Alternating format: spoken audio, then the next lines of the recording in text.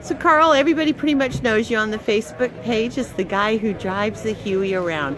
Can you tell me a little bit about how you got involved with Take Me Home Huey and what it's come to mean to you? Originally, Dave Barron, my friend in Phoenix, he found out I have a lot of Huey parts and Hueys, and he showed up one day and said, "Hey, we can do some stuff." I said, "Sure, no problem." And he brought me over to look at the helicopter. It was in pieces, and did a little interview there, and I said, "Okay, that's fine." I went home. Then one Saturday morning, I wake up, and Dave's got his sea troops out there, his sea cadets, and they're drilling panels off two of my wrecks. And so I got involved then and went back again.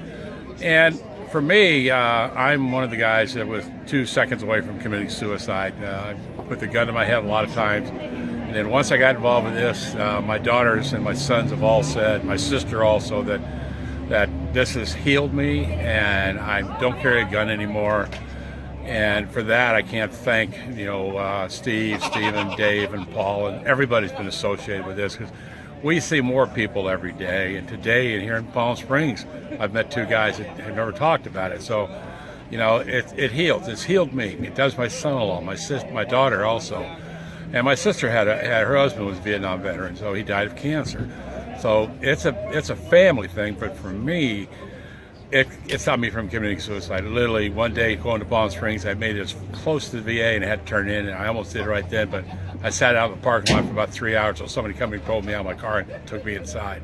And since that time, I'm well. I mean, I'm better than I've ever been in 50 years, so I can't complain. Awesome to hear. So tell me, what is it like when you're driving down the highway with 174 attached? What do you see from the people who pass you? And well, Steve put on, we convinced to put cameras on the truck. So we got 2 cameras facing backwards and one facing forward.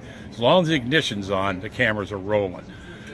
We get people that are literally, first time we left Palm Springs, getting on the freeway, some guy was in the left lane, he slammed on his brake, got around, slowed down, got off the freeway till I got by, and then he got back on, and he turned his camera on and started filming. This happens every day I drive. Go into a truck stop for fuel, no truck will park behind us, because they know it's already spread through the trucking industry, because there are a lot of veterans. I will spend an hour taking on fuel that normally takes me 10 minutes. Rest stops that come out of the woodwork. I mean, it's so much fun. I mean, it's so proud to be a part of this. So many veterans. We got highway patrolmen across the countries that have stopped me and said, "You need help? Here's my card. Call me." Any problems you have, call me. The Detroit Highway Patrol, or the Michigan Highway Patrol, unbelievable people. So it's touching everywhere. It's you must amazing. be hearing some incredible stories. Oh, yes, every day we hear them, and this next trip we're going out, we're going to go out with microphones so we can at least give it back to Steve, and he can decide what he wants to do with it. We didn't think about that before because we didn't think it'd be that big. It went from a little mall at the top of the hill to a monster mountain rolling down the hill. I mean, I'm so proud to be part of this, because I mean, it brings out everybody. Moms, kids love it, and that's fine. I mean, everybody's good. So yeah. Karl, thanks so much for spending this time with me. I really appreciate it. No, thank you. Appreciate you.